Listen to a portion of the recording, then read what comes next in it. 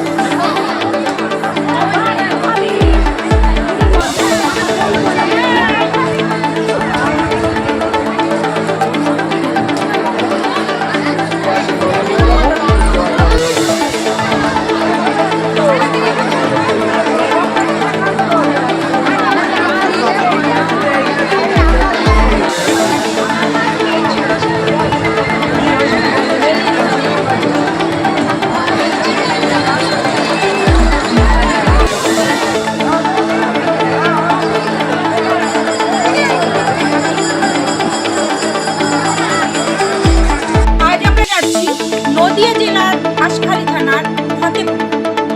এখানে হাজার হাজার মানুষের জন্য রয়েছে খিচুড়ি প্রসাদ এবং মিষ্টান্ন ভোগ। এই জায়গাটার অনেক ইতিহাস আছে। এখানে মানুষ কেনই বাস, শুনুন এখানকার স্থানীয় মানুষদের কাছে। আপনাকে বর্ণনা করি। এই মোবারকপুরে বাড়ি একটা ছেলের, আমারই বন্ধু। ও একদিন এখানে ওই সারা গাছের ওই ডাল কেটেছিল, ওই মানে আমের নেট ওর মধ্যে পড়াই ওই ডালটা ঘুটির ডাল বলে, ওই ডাল কাটতে দিয়েছিল।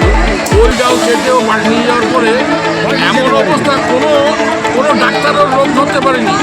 আমি মোনাগঞ্জ বাসে যাচ্ছি, আমি তুই একই অবস্থা, আমি বলতে আমার জায়গায় বস। ও বলতে আমি ওপরে বসতে পারবো না। তারপরে ডাক্তাররা যখন কোনো রোগ পেল না, ওর বাড়ি নিয়ে এসে সন্ধেবেলা গরুর গাড়ি করে এখানে ফেলে দিয়ে গেল।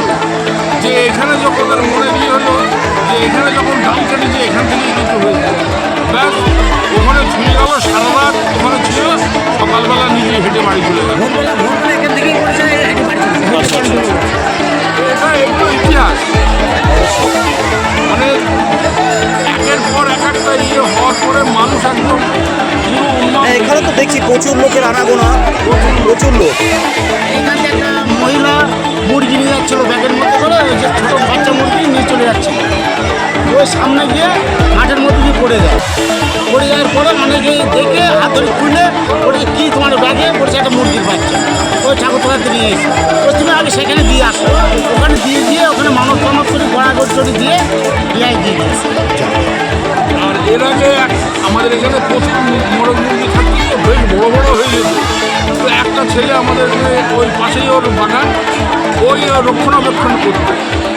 কিন্তু মানে এবং আমরা যদি সকালে ঘুরতে আসতাম, আমরা ওই ক্যারি ব্যাগের করে চাল নিয়ে আসতাম। ওদেরকে আমাদের দেখলে ওরা সব ছুটে চলে আসতো, মানে কয়েকশো। বিএসএফরাও হেল্প করে, আমার বিএসএফরা খুব হেল্প করে। একটা ক্যাম্পের থেকে চাল নিয়ে এসে দেয়। ওরা বিএসএফ বেশি করে, ওরা বরং আমাদের কাছে একদিন বলতে যে দাদা 10 কিলো চাল দিতে হবে, কী হবে বলতে মুরগির জন্য দিতে হবে। ওই যে জলের যত ট্যাঙ্কি গাড়ি ওসব বিএসএফ দিয়েছে। আমাদের বিএসএফরা আমাদের বর্ডারে বসবাস করলো, আমাদের সঙ্গে ভালো সম্পর্ক, কিন্তু এই রাত 9টা 10টা 11টা পর্যন্ত আমাদের এখানে চলবো না। বিএসএফ আমাদের হেল্প করবে, বিএসএফ থাকবে আমাদের বিএসএফ আমাদের খুব হাতে হাত নেয়। পুজোটা কি উপলক্ষে হচ্ছে? আমাদের এই পুজোটা মাঠের মধ্যে পুজো বহুদিন থেকে হয়। আজকে দশহরার এই অনুষ্ঠানটা দশহরার ইয়েতেই আমাদের হয়। হাজার হাজার লোক এখানে জমাত হয়, বুঝতে পেরেছেন? এখানে আমাদের কারোর কাছে চাঁদা নেওয়া হয় না। আমাদের গ্রাম থেকে সব চাঁদা পয়সা তুলে আমরা সকলেই আনন্দ করা হয়। আচ্ছা, এটা কত বছর ধরে হচ্ছে? এই আজকে 30 বছর হচ্ছে। 30 বছর ধরে হচ্ছে। 30 বছর ধরে।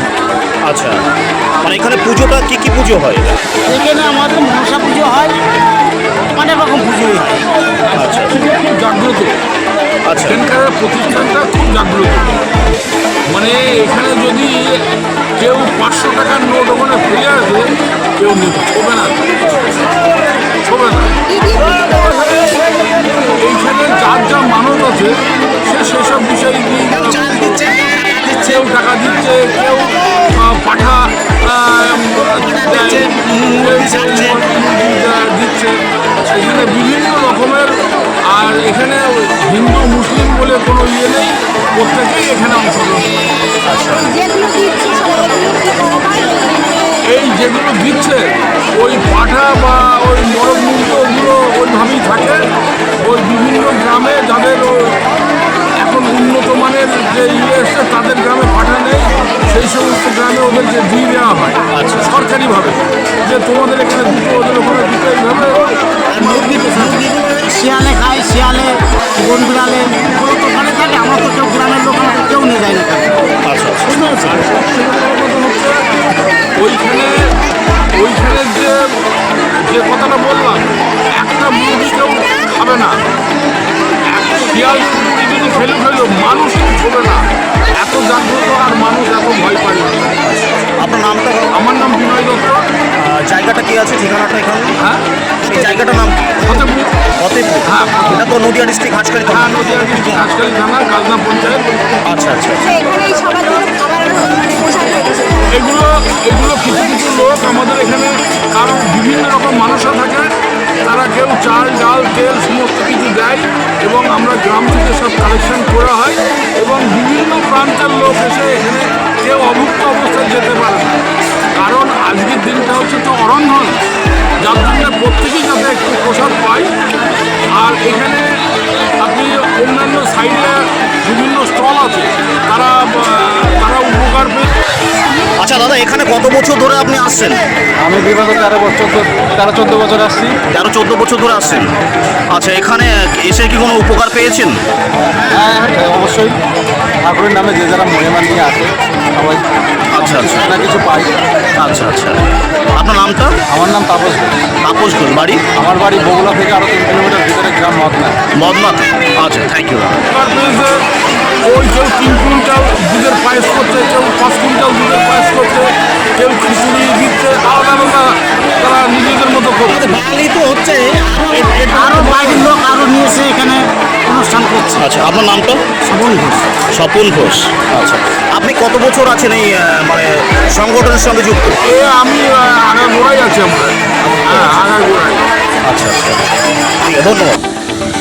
তা আপনাদের এই উদ্দেশ্যটা কি কারণে জল স্বাস্থ্য খোলা? এই যে মানুষ আসছে এই জন্য দেওয়া জল আর আমরা জল দান করলে এর উপরে কিছু আছে নাকি বলুন?